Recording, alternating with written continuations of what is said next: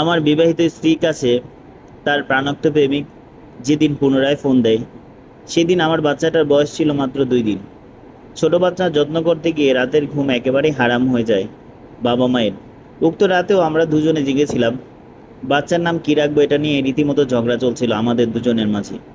এই ধরনের ঝগড়ার ভেতর অন্যরকম একটা আনন্দ খুঁজে পাওয়া যায়, কিন্তু ওই আনন্দটুকু মাটি করে দিল হুট করে আসা একটা ফোন কলে। কিছুক্ষণ মোবাইলের স্ক্রিনের দিকে তাকিয়ে থেকে আমার সাথে ঝগড়া বন্ধ করে উঠে বারান্দায় চলে যায় সাবিহা। ফিরল ঠিক আধা ঘন্টা পরে। ফিরে এসে আমার দিকে তাকিয়ে গম্ভীর চাহনি দিয়ে জানালো তার কন্যার নাম, সন্তানের নাম রাখা হবে সাফা। বেশ অবাক হলাম, কিন্তু কথা বাড়ানোর শক্তিটুকু আমার মাঝে ছিল না। আমি জানতাম সাবিহার প্রাণত্বের নাম ফারহান। চোখ মুখে একগাদা অভিমান নিয়ে বেডের একপাশে শুয়ে পড়লাম। দেয়ালের দিকে ফিরে শুয়ে শুয়ে ভাবছিলাম, এই একটু পর হয়তো পেছন থেকে সাবিহা আমাকে জড়িয়ে ধরে জিজ্ঞেস করবে, জান তুমি কি আমার সাথে রাগ করেছ?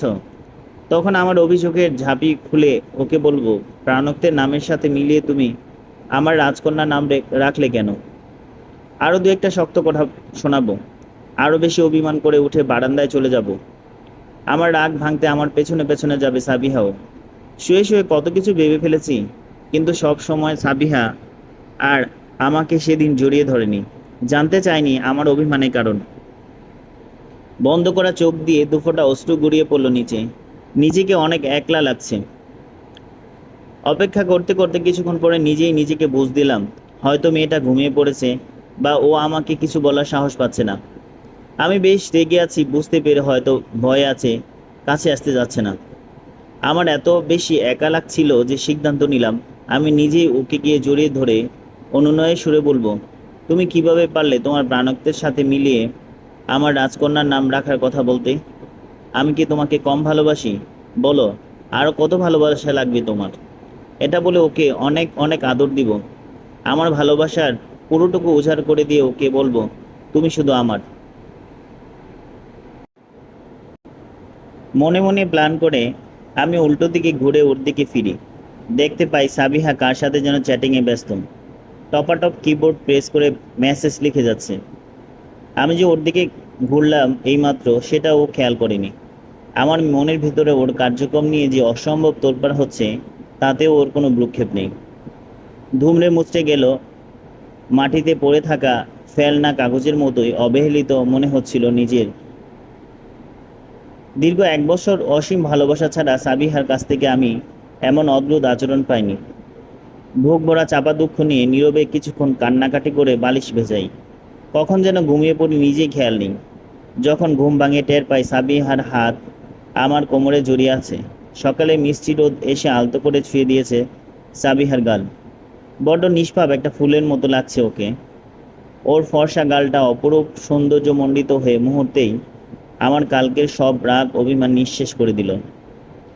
আমি ওকে জড়িয়ে ধরে তুমুল চুমু খেতে শুরু করলাম। কপাল, ঠোঁট, নাক, গাল কিংবা গলা কোথাও বাদ রাখলাম না। ওর ঘুমের মাঝে আমার সাথে শক্ত করে ওর বুকের মাঝে চেপে ধরল। স্পষ্ট ওর বুকের হার্টবিট শুনতে পাচ্ছি। ওর সরু নরম হাতের বাঁধনে স্বর্গীয় ভালোবাসায় ডুবে রইলাম কিছুক্ষণ। পাশে আমার রাজকন্যাটাও ঘুমাচ্ছে। পৃথিবীর সব থেকে সুখী মানুষ মনে হচ্ছে নিজেকে এখন। ভালোবাসা আসলেই যত বড় কষ্ট, রাগ, অভিমান বা ক্ষোভ থাকুক না কেন, মুহূর্তের মাঝে সব কিছু ভুলিয়ে দিতে সক্ষম। কালকে রাতের সব কিছু আমি বেমালুম ভুলে গিয়েছিলাম, আর মনেও করতে চাই না। সাবিহার ঠোঁটে লম্বা একটা চুমু খেয়ে উঠে পড়লাম। ওর শারীরিক অবস্থা অসুস্থ থাকায় সকালের নাস্তাটা আমাকেই বানাতে হয়। ওঠার সময় হঠাৎ সাবিহার ফোনের দিকে আমার চোখ গেল। কি মনে করে মোবাইলটা হাতে নিলাম। প্যাটার্ন জানা থাকায় লক খুলে ওর ফোন ঘাঁটতে শুরু করি। একটা সিম থেকে আসা আনরেডি মেসেজ চোখে পড়ল।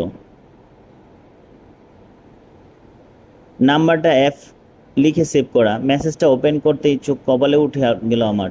শুধুমাত্র একটা মেসেজই এসেছে ওদিক থেকে, সেখান থেকে লেখা,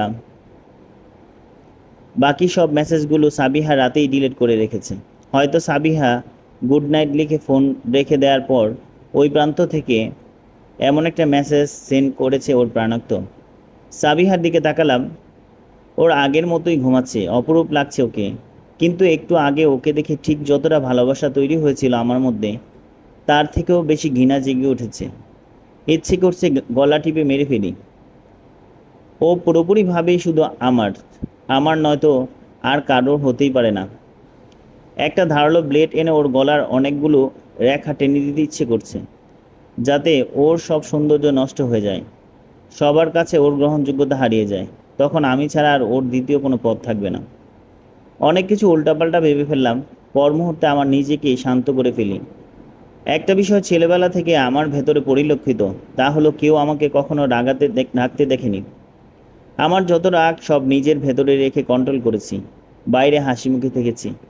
কিন্তু এবার মনে হয় না আর নিজেকে শান্ত রাখা সম্ভব হবে। চাও যতটা পারা যায় নিজেকে নিজে বোঝাই, অনেক ভেবে সিদ্ধান্ত আসি আমি সাবিহাকে কিছুই বলবো না।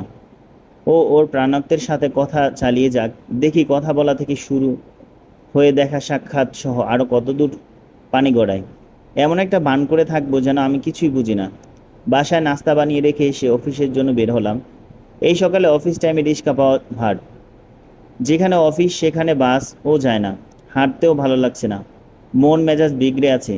দু একটা রিক্সা খালি যাচ্ছে, তবে চালকদের দেখে মনে হচ্ছে এরা রিক্সা না চালিয়ে মহাযান চালাচ্ছে। মামা যাবেন বলে ডাক দেওয়ার আগেই সামনে থেকে রিক্সা নিয়ে চলে যাচ্ছে। এক একজন যেন নাসার অফিসের কর্মকর্তা, তাদের গিয়ে জরুরি মিটিংয়ে অ্যাটেন্ড করতে হবে, নইলে দুনিয়া অচল হয়ে যাবে। রিক্সাওয়ালার 14 জেনারেশনের উদ্ধার করে গালি ঝাড়লাম কিছুক্ষণ। এর মাঝে বৃদ্ধ এক লোক রিক্সা নিয়ে আসলো আমার সামনে, বলল, স্যার চলেন। আমি একটা খাটো লাফ দিয়ে উঠে পড়লাম রিক্সায়। ভাড়া কত, কোথায় যাব, এসব আলাপ অকল করলেও হবে, আগে উঠেনি। ওঠা মাত্র রিক্সা চালক শুরু করলো, আঙ্কেল। জিজ্ঞেস করলো কই যাবেন, বললাম ধানমন্ডি 15-তে। উনি রিক্সা এনে একটা চায়ের দোকানের সামনে থামলো।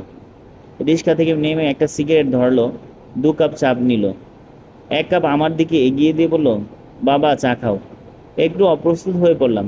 উনি মুখ থেকে সিগারেটের দোয়া ফুস করে বের করে দিয়ে বলল, দেখো মনে হইতাছে আমার সামনে কোনো লাশ বইয়া রইছে। তোমারে অনেক চিন্তিত দেখাইতাছে। তুমি বাসায় চলে যাও, মাথায় টেনশন নিয়ে রাস্তাঘাটে চলা ঠিক না। তুমি ধানমন্ডি 15 থেকেই তো রিক্সায় উঠলাম, কই যাবা এইটা তো ঠিক মতো কইতেই পারো না, রাস্তাঘাটে চলবা কিভাবে? তার কথা শুনে লজ্জা পেলাম। দুনিয়ায় সব রিক্সাওয়ালাও এক হয় না। একটু আগে যে সবাইকে একসাথে গালি দিলাম, সে গালি আমি আবার ফিরিয়ে নিয়েছি। গালি ফিরিয়ে নিলে কি হয়, নিজের গায়ে এসে পড়ে। এটা নিয়ে মহা চিন্তায় পড়ে গেলাম। ওনাকে বললাম, মামা সামনে 2 মোড় ঘুরলেই সীমান্ত স্কয়ার, ওইখানে আমাকে নামিয়ে দিন। চা শেষ করে উনি আমাকে নিয়ে সীমান্তের সামনে নামিয়ে দিল। চেহারা থেকে দুশ্চিন্তার ছাপ মুছতে একটা সার্জিক্যাল মাস্ক পরে নিলাম। অফিসে আমার সামনে ডেস্কে যে তরুণী মেয়েটা বসে, সে আজকাল কলাপাতা রং এর শাড়ি পরে এসেছে। প্রায় 6 মাস এখানে চাকরি করছে, ওর দিকে কখনো তেমনভাবে তাকায়নি। তবে আজ আমার চোখ ওকে কেন যেন বেশ সুন্দর লাগছে। শুধুমাত্র সুন্দর লাগছে বলেই যে ওর দিকে আমি বেশ কিছুক্ষণ ধরে তাকিয়ে আছি, তেমনটা নয়। ওর চেহারা লাল একটা থাপ্পড়ের দাগ স্পষ্ট, ঠোঁটের কোণায় ও ফাটা লক্ষ্য করা যাচ্ছে, কিন্তু ওর মনে একদম ফুরফুরে প্রফুল্লতা বিরাজমান। কথাবার্তায় কোনো জড়তা নেই, চেহারার চিন্তায় ছাপ নেই। আর চোখে ওকে দেখছিলাম আমি। মাঝে চেয়ার টেনে একবার উঠে ওয়াশরুমে যাওয়ার সময় স্পষ্ট খেয়াল করলাম ও পা টেনে টেনে হাঁটছে। মনে হচ্ছে পায়ের উপরিভাগের কোনো একটা অংশ ব্যথা পেয়েছে অনেক। গত 6 মাসে ওর দিকে তেমন ভালো করে খেয়াল করিনি। হুট করে ওকে খুঁটিয়ে খুঁটিয়ে দেখছি, এই ব্যাপারটা মেয়েটি কোনোভাবেই টের পায়নি। অফিসে ঢোকার পর কেন যেন আমার মেজাজ খিটখিটে হয়ে আছে।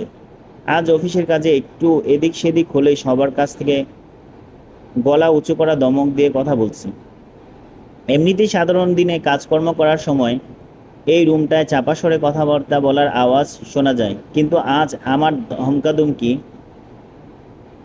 রুড বিহেভিয়ারের কারণে চারদিকে পিনপতন নীরবতা বিরাজ করছে। ঠান্ডা একটা মানুষ যখন রেগে যায় তখন চারদিকে সবাই কেমন অদ্ভুতভাবে বদলে যায়। একটু পর অফিসের বস আমাকে কল দিয়ে ডাকলেন।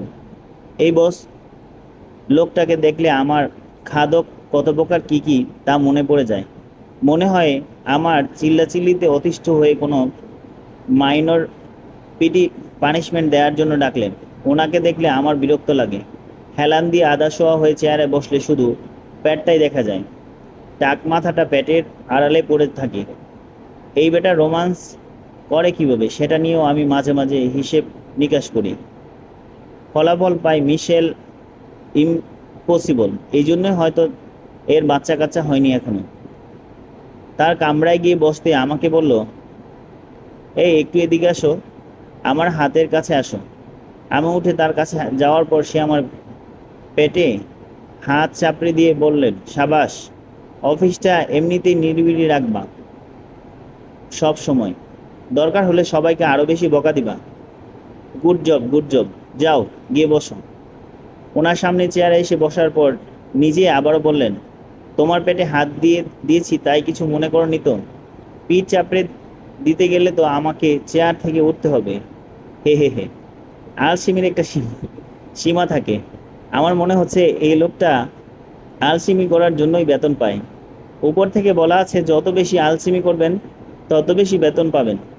আর আমরা সারাদিন খাটাখাটনি করে এর অর্ধেক বেতনও পাই না। এই মোটা টাকলা লোকটার নাম রামিম হয় কিভাবে তা আমি ভেবে পাচ্ছি না। এই নাম তো ওনাকে শ্যুট করে না। ওনার নাম থাকবে মোসাদ্দেক বা বাবলু।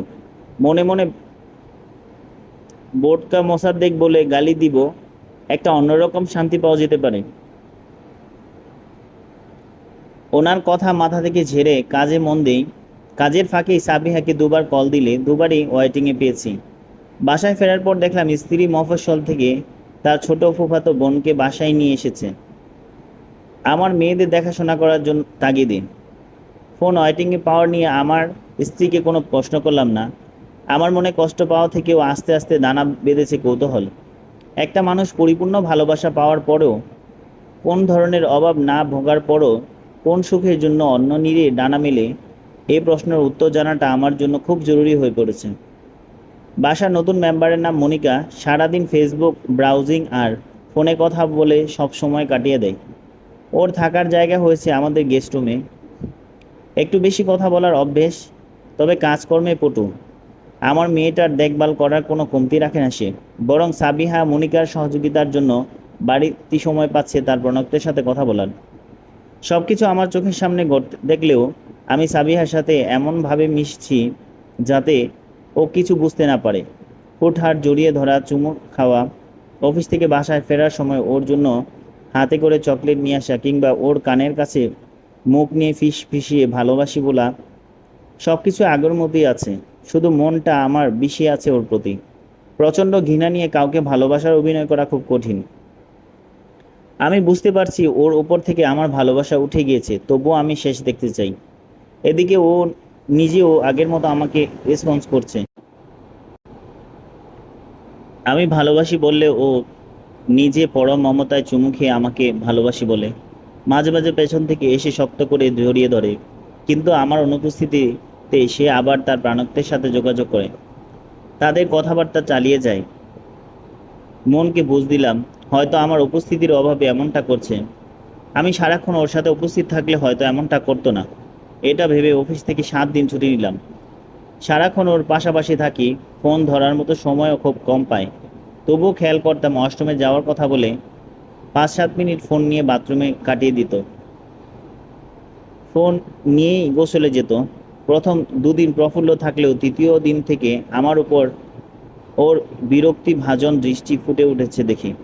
মনের ভেতরে সাফিয়ার কাজকর্ম নিয়ে হাজারো প্রশ্ন উত্তর পর্ব খেলা করছে। একটা বাচ্চার ভবিষ্যৎ ওর সাথে জড়ানো।